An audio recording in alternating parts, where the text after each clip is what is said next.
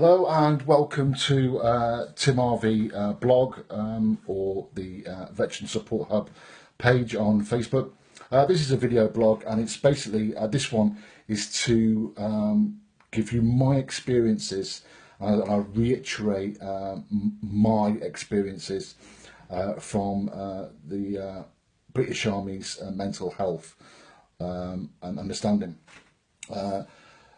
First of all, I was injured in Afghan back in 2009, and my first experience with the mental health was in Camp Bastion. And for everyone who is infantry, the only times that you do go to Camp Bastion is either when you fly out there and to do RSOI, short range package, before you go out to your forward observation bases, or to get resupplied, or the fact that you're injured.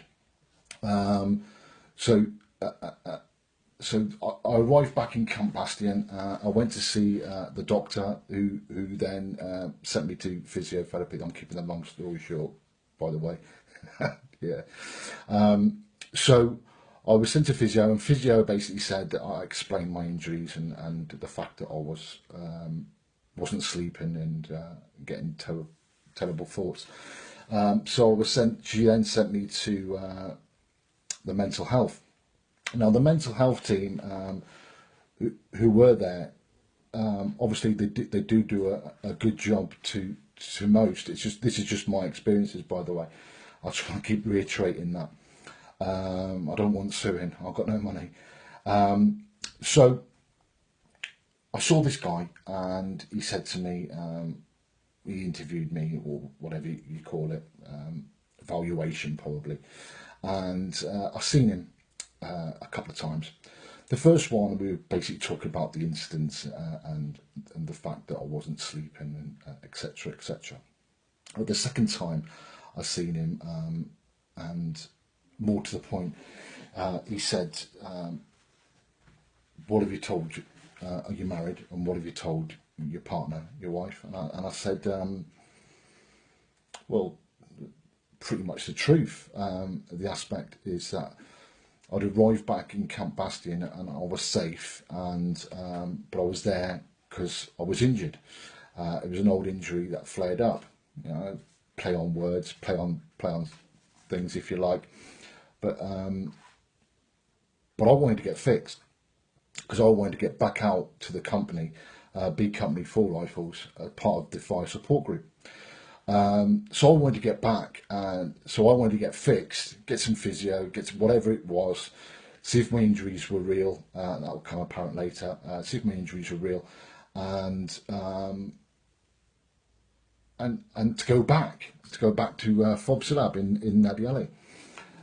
So he turned around and said to me, "So what have you told your wife?" And I said, and I told him, "Well, I'm injured. I'm in Camp Bastion because I'm injured, but I'm safe and I'm well." And he said, "Well, that's probably why you're not sleeping at night." I said, "Excuse me?" He said, "Yeah." He said, "What it is, subconsciously, because you've lied to your wife. That's the reasons why you're not sleeping." And I thought, great. So it's not the flashbacks or anything like that. So that was that. I then stopped seeing him. He got the message pretty much straight after that I didn't want to see them again. But then I was sent, when I went back to the UK, I was posted to the Armed Forces Careers Office in Birmingham. And after the course and everything like that, once I settled, I went to see a doctor, and she recommended me to go to Donington, to DCMH there. So I went to DCMH in Donington, where I met a phenomenal doctor, Dr. Chris Barker. Phenomenal. If you've come across him, you'll know exactly what I mean. Just going to him and speaking to him was just a great relief. But then it was obviously said then that I was going to get a CPN nurse, or I can't remember what they call them, a nurse to keep an eye on me, and obviously medication, etc., etc. So it was organised, and it was organised to go to Bramcote in Coventry for an afternoon. I arrived early because of traffic, not late because of traffic, but early because of traffic. But yeah, I gets there and he comes down the stairs, and I assumed it was him, and I said, "Are you Sergeant blah blah blah?" No names, no pack drills. He said, "Yeah." I said, "I'm Sergeant Harvey, blah blah blah." He went, "Yeah, yeah, yeah. We're half an hour early, yeah." I said, "Okay, but I'm just letting you know that I'm here." And he said, "Yeah." Well, an hour after the appointment, he turned up and then apologised for seeing me late, and then apologised for not having my folder. But after the consultation, he said, "I'll see you here next week, same time, blah blah." So I rung the wife because she was my PA, and I made sure that my appointment was put on the calendar. And the following week I turned up early again because of traffic, and could never time it right. But anyway, I gets there, and 2 o'clock came when the med centre opened. 2 o'clock came, and there was a phone call, and it was Sergeant blah blah blah, blah blah blah, blah. And he turned around and went, "Oh, I take it that you're in Bramcote." I said, "Yeah, well, clearly." You're speaking to him on the phone, and he said, "Sorry, my mistake. I meant Donington." I said, "Not to worry." He said, "Right, can you come down to Donington next Thursday, same time, blah blah." I said, "Yeah, not a problem." So I went down there to see him, and drove all the way down there. A little bit early, not too early, but I was there, and guess what? Yeah, if you've guessed it, he wasn't there. Yeah, he was in Bramcote. So obviously, I thought it was a joke, and I thought they were playing mind games with me. And I said, "Is this a part of my treatment? Because if it is, it's not working. It's not helping." But then I got assigned to a different nurse, and this guy was in the RAF, and one story in particular. One of my friends, close friend, invited me to go to the Army and Navy, and even just thinking about it, even still after all these years, I still get palpitations. I still get anxious, especially when confronted with crowds, etc., etc. But anyway, he invited me to go to watch this match, and rather than me just saying, "Mate, I'm not in a really good place. I don't think I can manage it," I just said, "Well, I see what I'm doing, blah blah," make excuses. And when I told the nurse, I just wanted someone to just say, "Tim, if you're not ready, if you don't feel up to it, then don't go." So that's all I wanted.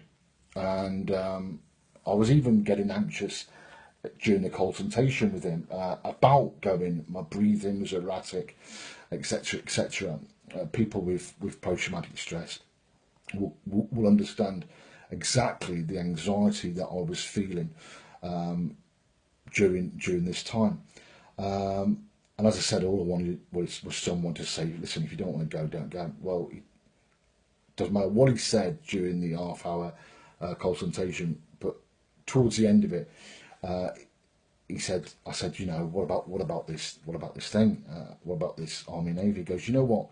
He goes, "I think it would be good for you." And I thought, "Okay." He goes, "You know where your happy place is?" And I thought, "Yeah." And but what was running through my mind was, what if I get lost? What if I get split up? What happens if I? Do you know what I mean? Everything that was all the negative energy, all the negative thoughts, all the anxiety of thoughts played the part. And he said, "Well, he said sometimes you just have to suck it up and man up and go." And that was me. I left the place, and I was fuming. I got back into the car, and I was absolutely livid. But once I got back into the Armed Force Careers Office in Birmingham, a good friend of mine, Al Dennis,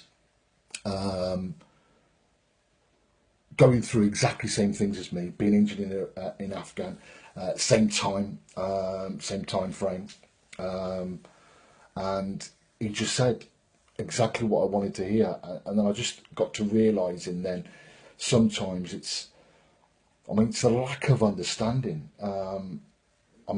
You can read textbooks all you like. You can go to university and study psychotic behaviour and etc. etc. But sometimes, if you haven't experienced the experience or going through the traumatic time, and if you have, then you surely would understand that what Al Dennis said to me. He just said, Tim, if you don't want to go, if you don't feel up to it, then don't go. And that's all I wanted to hear. So that's my perspective of the mental health. There are a couple of more stories, but I don't want to bore you. I don't want the video to drag on so you don't watch it. I want you just to get my insight into my mental health experience with the military. As I said, though, there were some good points. Dr. Chris Barker was phenomenal with me, and yeah, phenomenal.